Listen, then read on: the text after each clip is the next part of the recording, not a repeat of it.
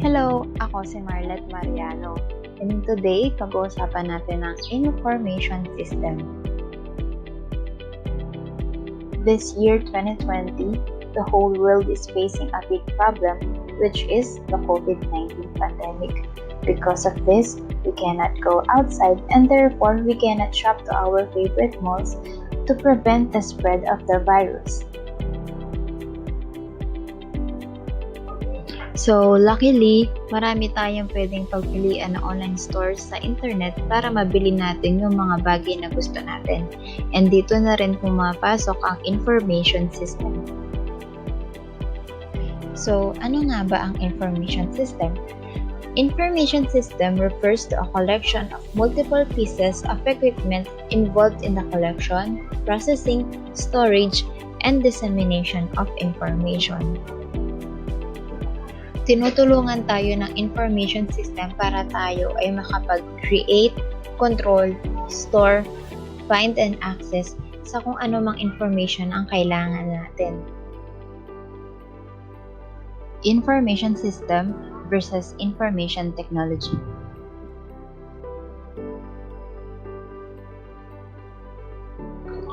May ilang tao na kung saan ginagamit nila ang term na information technology para ma-describe ang isang bagay na may kinalaman sa internet at technology.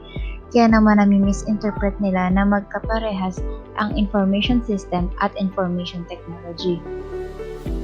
Information technology is more about the actual technology or yung hardware, software, and yung networking. While yung information system naman, eto kasama dito yung process na nagaganap. So for example, sa IT, ito yung cellphone and Facebook.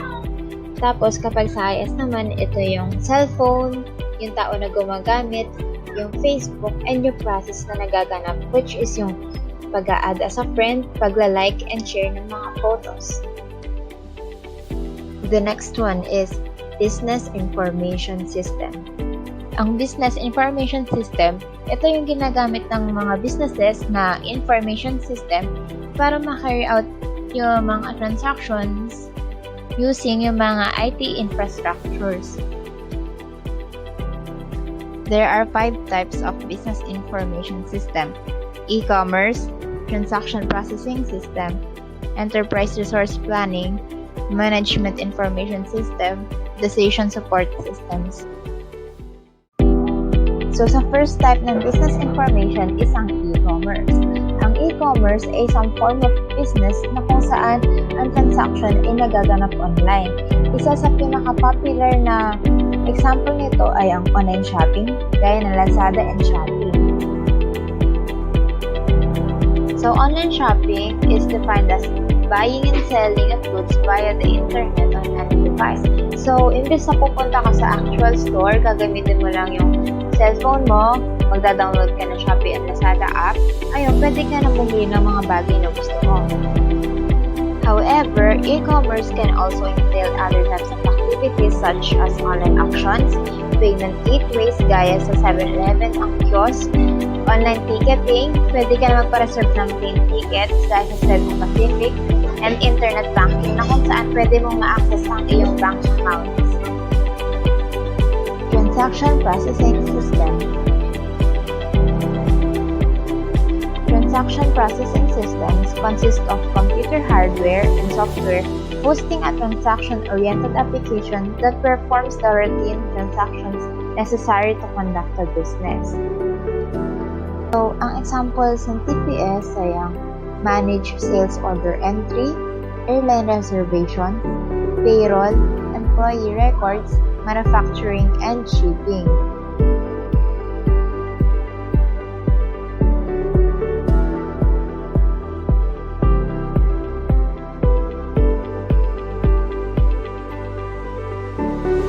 MIS is a computer system consisting of hardware and software that serves as the backbone of an organization's operations. So yung MIS, they gather data from multiple connected systems, and then after that, i-analyze o susulitin nila yung mga informations na nakuha nila. data. After nila i-analyze, ready na siya for reporting or i-visualize na nila yung mga nakuha nilang information para sa decision making. So, for example, sa isang clothing store, gumagamit sila ng MIS para malaman kung anong damit yung may pinakamalamang sale. For example, is yung beauty. Yung patok sa mga consumers. So, dahil doon, nag-decide sila na mas damihan pa nila yung stock nila ng hoodies kesa sa ibang damit. Decision Support System.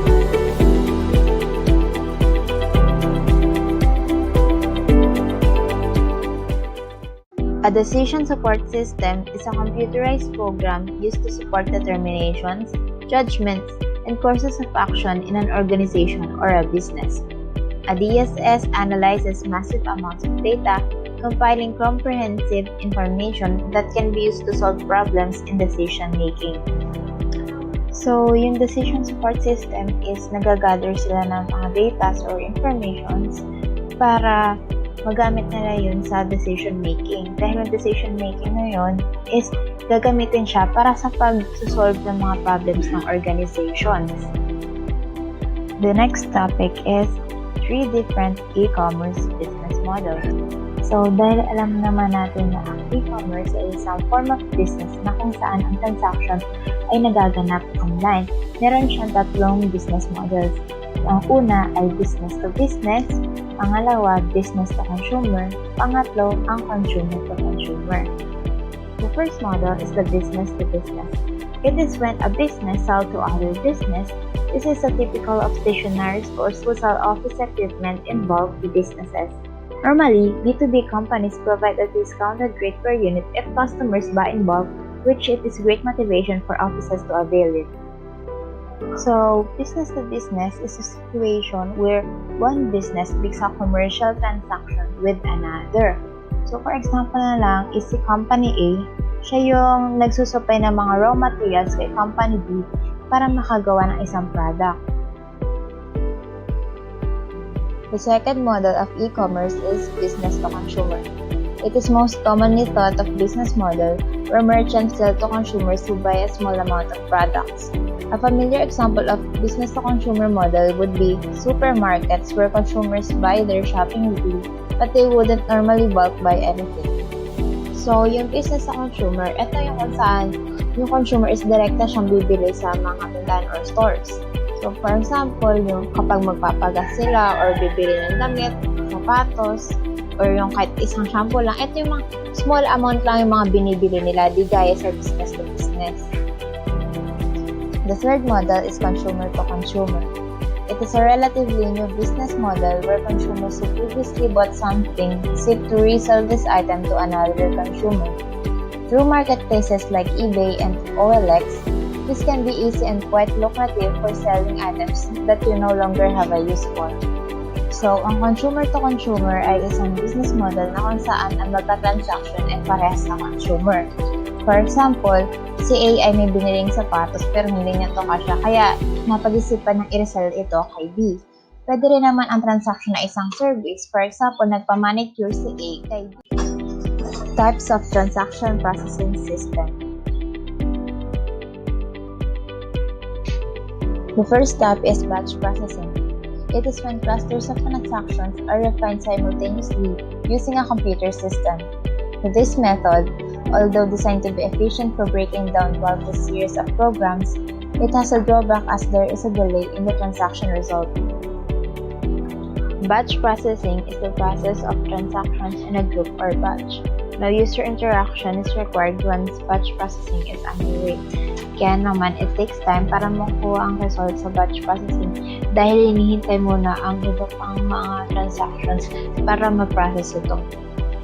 So, isa sa mga example ng batch processing is ang mga credit card companies na kung saan pinaprocess nila yung mga bills monthly.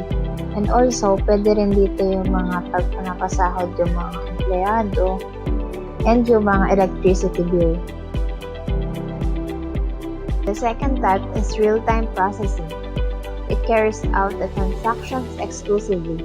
This method ensures a swift reply on the condition of the transaction result. It is an ideal technique for dealing with singular transactions. Isa sa magandang example na real-time processing is kapag mag-withdraw ka ng pera sa isang ATM machine. Doon, once na makapag-withdraw ka, agad lalabas yung resulta ng naging transaction mo. And maganda rin example is kapag magbabayad ka ng kinain mo sa isang restaurant. The differences between batch and real-time processing is, first, batch only runs an exclusive transaction while the other is for smaller enterprises. Batch is a complex data while real-time is less complex. Batch doesn't need user interaction while the other needs user interface.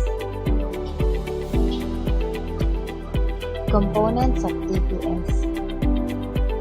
There are 4 components of TPS. The first one is inputs. These are source documents gotten from transactions which serves as inputs into the computer's accounting system. Ang example nito is yung mga order ng customer. The second component is processing. This requires the breaking down of information provided by the inputs. Storage. This is saved information in TPS memory. It may be in the form of ledgers.